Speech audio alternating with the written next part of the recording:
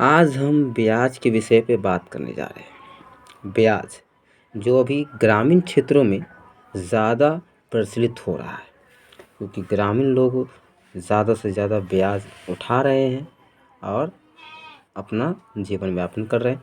तो इस पे हम चर्चा करने जा रहे हैं कि कैसे माह वाला ब्याज को हम कैसे सॉल्व किया जा सके और समझें कि इस ब्याज कैसे हम दिया जाता है, कैसे लिया जाता है। लेन देन के बारे में समझते हैं। यहाँ पे दिया गया है कि कोई अगर आपको ब्याज देता है तो कुछ दर लगा कर देता है। वो दर होता है, उस दर के हिसाब से आपको इतना माह का समय देता है। उस समय में आपको ब्याज चुकाना रहता है कुल पूरा, ठीक है। जो जितना देता है उससे एक्स्ट्रा आपको देना पड़ता है उसमें। तो यहाँ पे दिया हुआ है कि 40,000 रुपया का 4% के दर से, यानी कि 4% का दर लगाया है, परसेंटेज लगा करके 11 माह का कितना ब्याज निकलेगा वो आपको सॉल्व करना है, यानी आपको देना रहता है। तो कितना निकलेगा, कैसे निकलेगा, ये कैसे बनेगा, ये आज हम इस पर चर्चा करने वाले हैं, बात करेंगे। आइए बनाते हैं इस वीडियो को। तो यहाँ पर दिया गया है कि 40,000 रुपया कोई व्यक्ति हमको देता है, जिसका दर होता है लगभग मानिए 4%, लगभग 4% के दर से वो हमको रुपया देता है, ब्याज पर देता है। तो का है तो हम गुना डाल दिए, 4% है तो 4% की जगह पे 4 लिख दिए। परसेंटेज का जो सिंबल होता है उस सिंबल के नीचे हम लगाएंगे 100। उसके बाद हम इसको सॉल्व करेंगे तो ये जो निकलेगा ये केवल और केवल 1 माह का निकलेगा। और 1 माह का निकल जाता है तो हम कितनों माह का भी निकाल सकते हैं। 11 है, हम 12 माह, 5 माह, 10 माह, जितना माह निकालना चाहते हैं निकल सकता है।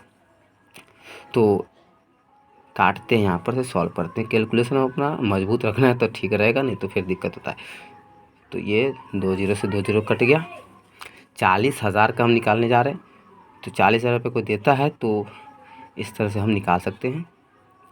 देखिए बच गया यहाँ पे 4, नीचे 1 का कोई मतलब नहीं होता है, नीचे में 1 रहता है तो कोई 1 से कोई किसी कोई भाग लगाओ, गुना लगाओ, उसका परिणाम वही नंबर ही आता है, जितना नंबर से हम लगा रहे हैं गुना या भाग कर रहे हैं।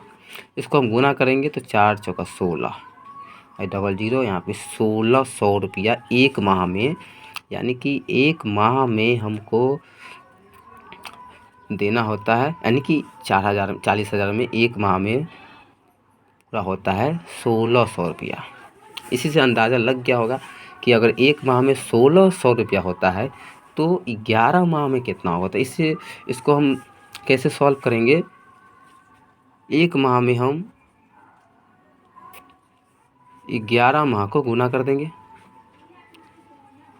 और 1600 जो आया है 1 माह का ब्याज, उसमें भी हम 11 से गुना कर देंगे। इससे हमको पता चल जाएगा, पूरा आंसर हमको समझ में आ जाएगा। 11 एकम 11 हो जाएगा, 11 माह हो गया। और 16 को हम 11 से गुना कर देंगे। 11 को अगर 0 से करते हैं तो 0 होगा, 11 को फिर 0 से तो 0 ही होगा। 11 को 6 से तो 11 छक 66 के 6 हो जाएगा। हासिल मान याद रखना, 6 बच गया। और 11 एकम 11, 11 6 कितना होता है, 11 और 6 17,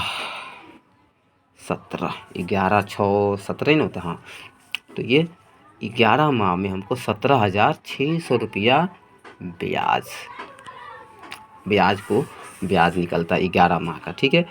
तो हमको टोटल ब्याज टोटल पैसा हमको कितना दिया था, 40,000 रुपया दिया था। आप देखो 40,000 में हम इस जो ये ब्याज 11 माह का निकला है, ये सिर्फ ब्याज निकला है। अब टोटल हमको जो उसको देना होगा 11 माह के अंदर में, वो है, इसको कैसे निकालेंगे। तो कुल जो ब्याज होगा, कुल जो अमाउंट होता है वो हमको कितना देना, कैसे निकलेगा। तो ये क्या करना है, ऐड कर देंगे, सिंपल सा जोड़ देंगे। तो 40,000 में इस 17,600 रुपया को जोड़ देंगे। 17,600 600 को जोड़ देंगे। तो ये जोड़ने पर हमारा जो आंसर आएगा ना वही हमारा क्या होगा, ब्याज। इतना ही हमको पैसा उसको देना पड़ेगा। यानी कि देखो ब्याज देने वाले को कितना बेनिफिट है, लेने वाले को कितना बेनिफिट है, ये आपको समझ में आ गया होगा। यानी कि 57,600 रुपया आपको 11 माह के अंदर में चुकाना है। ठीक है, ये आपके लिए संभवतः समझ में आ गया होगा किस तरह से इस ब्याज को सॉल्व किया जाता है, ये हैं आप सीख गए होंगे। ठीक है, तो आप इसको देखिए, बार बार देख के समझने की कोशिश कीजिए कैसे निकलता है। आसान सा भाषा में हम आपको समझा दिए हैं। थोड़ा मोड़ा बोलने में गलती हो गया होगा, लेकिन इसको आप भूल जाइए। और मेन चीज़ है ये सीखना है। तो ये देखिए किस तरह से हम इसको बनाए हैं, इसको आप ध्यान से समझने की कोशिश कीजिए। ठीक है, ये साधारण ब्याज केवल और केवल माह पर बना है, महीना वाला निकाल सकते हैं आप इसको। ठीक है, इस प्रकार से। ओके।